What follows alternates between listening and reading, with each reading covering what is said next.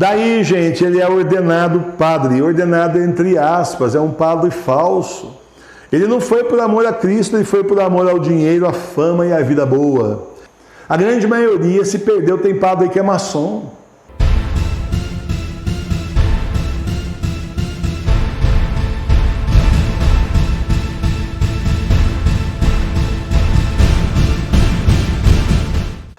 Você conhece o tipo? Garoto sem vocação que vislumbra a carreira de padre. Ele simplesmente percebe que o padre é muita coisa. O padre é um indivíduo respeitado na sociedade. O padre manda e não pede, a autoridade na igreja. Ele percebe que o padre nem sempre um padre tão fiel. Esse padre simplesmente tem a vida que ele pediu a Deus, vamos dizer assim. E que vai ser tudo de bom ele ser padre. Vai ser assim muito bom para a vida dele. Ele vai ascender socialmente. Muitas vezes há muitos seminaristas que vêm de classes mais baixas. Ele será respeitado de acordo com a sua condição.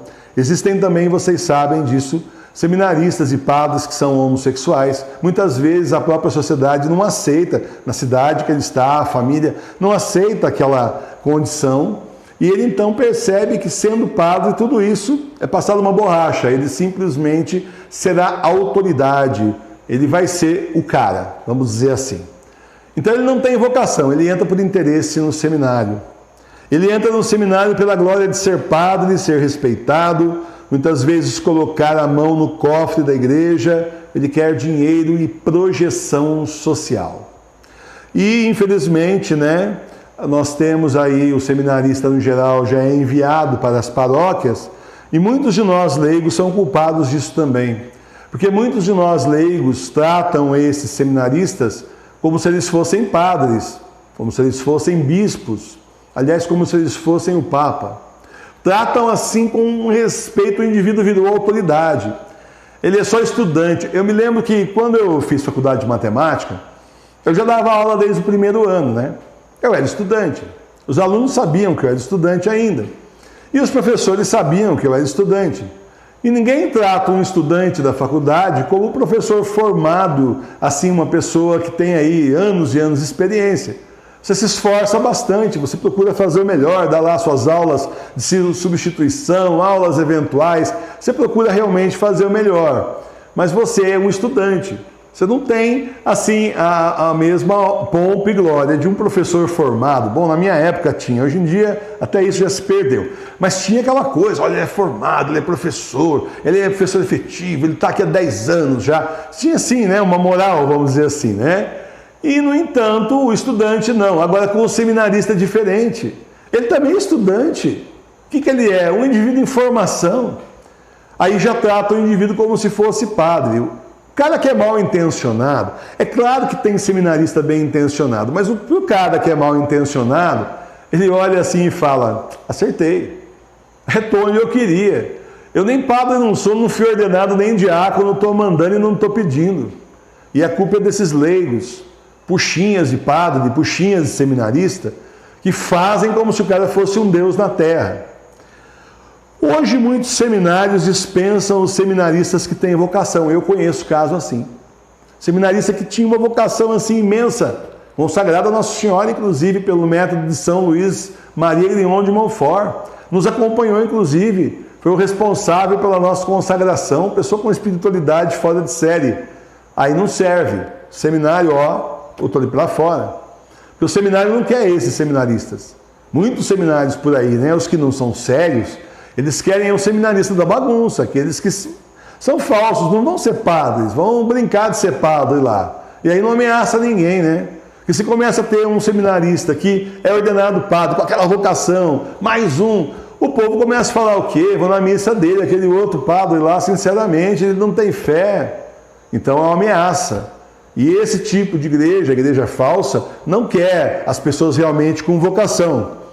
Daí, gente, ele é ordenado padre, ordenado entre aspas, é um padre falso.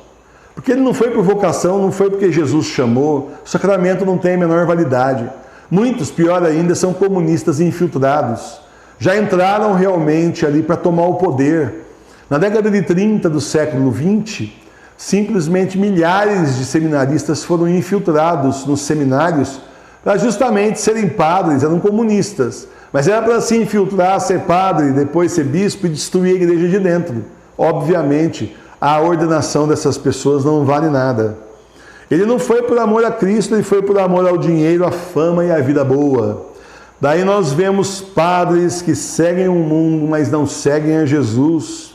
Daí nós vemos padres defendendo o Berzóio com unhas e dentes, é o herói deles. Tem padres servindo a nova ordem mundial, padres que levam você e fazem parte do corpo místico do anticristo.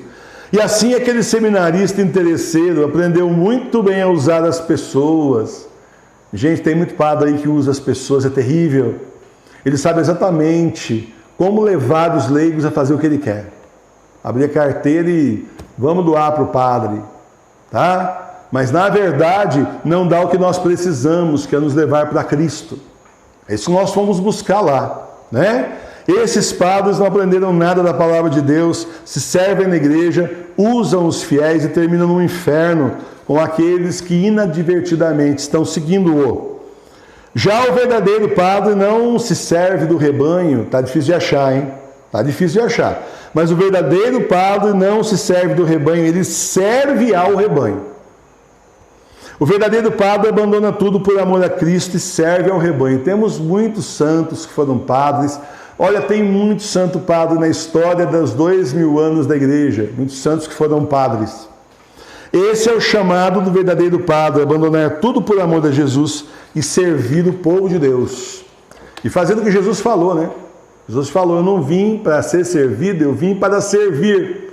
Então o padre, o bispo, o papa, quer seguir Jesus Cristo, quer estar ali como seguidor, como servo de Jesus, tem que servir a igreja, não se servir da igreja, usar os fiéis em busca de dinheiro, prazeres e por aí vai, né? Prazeres pessoais. É esse exemplo que nós leigos também precisamos seguir. Do seguidor verdadeiro, seguidor de Cristo, cristão, seguidor de Cristo Jesus. Esse exemplo bom, o verdadeiro pastor, o exemplo de Jesus Cristo, que veio para servir, não para ser servido. Nós precisamos fazer o mesmo.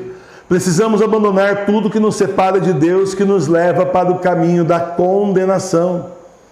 O seu chamado não é para ser padre, mas é para ser um seguidor de Cristo no seio da família, nos lugares que você frequenta, nas redes sociais que você participa, e dar o testemunho verdadeiro do Cordeiro de Deus, inclusive nas redes sociais, nos seus comentários. Inclusive, fale a verdade para que os outros que vão ler entendam e vejam a verdade de nosso Senhor Jesus Cristo, a verdade que não passa, né? Ser cristão em todos os lugares, em todas as horas, porque há muitas coisas que os mundanos fazem que não convém aos cristãos fazerem. Tem um santo aí que ele fazia a homilia dizendo isso, né? Os mundanos, seguidores do mundo. Esses que estão no mundo querem estar no mundo. Nós não podemos viver como eles. Nós temos que viver como seguidores do nosso Senhor Jesus Cristo. Eu faço aquela pergunta para você, e se você soubesse, sem dúvida nenhuma, o que vai acontecer, o que você faria? Nós sabemos que vai acontecer, o mundo está acabando. O anticristo está aí às portas, e nosso Senhor vem logo na sequência. Então não há mais tempo a perder. A gente precisa converter o nosso coração para ontem. Já era para ter se convertido, o tempo está acabando. Quanto mais demorar, pior fica, daqui a pouco não dá mais tempo. Daqui a pouco você vai ter que se interessar só pela sua sobrevivência, lutar pela sobrevivência, vai ser perseguido, vai ter que lutar para comer, né? E aí, a parte da fé, bom, você agora fortalece sua fé para usar depois. É assim que vai ser. Não adianta chegar na hora da provação terrível e falar, agora eu vou fortalecer minha fé, porque aí já era. Aí é a parte final, para que você possa então esperar nosso Senhor com muita oração. Quem não chegar lá com fé não vai aguentar. Quem não for fiel ao nosso Senhor Jesus Cristo agora não vai aguentar. Quem não for fiel à Sagrada Face, quem não for fiel ao nosso Senhor, quem não seguir a palavra do Cristo não vai aguentar. Isso inclui todo mundo, não interessa se é padre, se é leigo, não importa. Tá certo?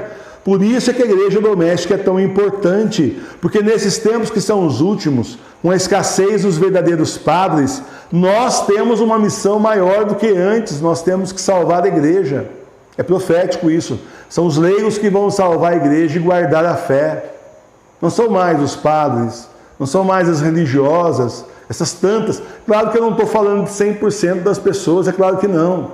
Mas a grande maioria está perdida.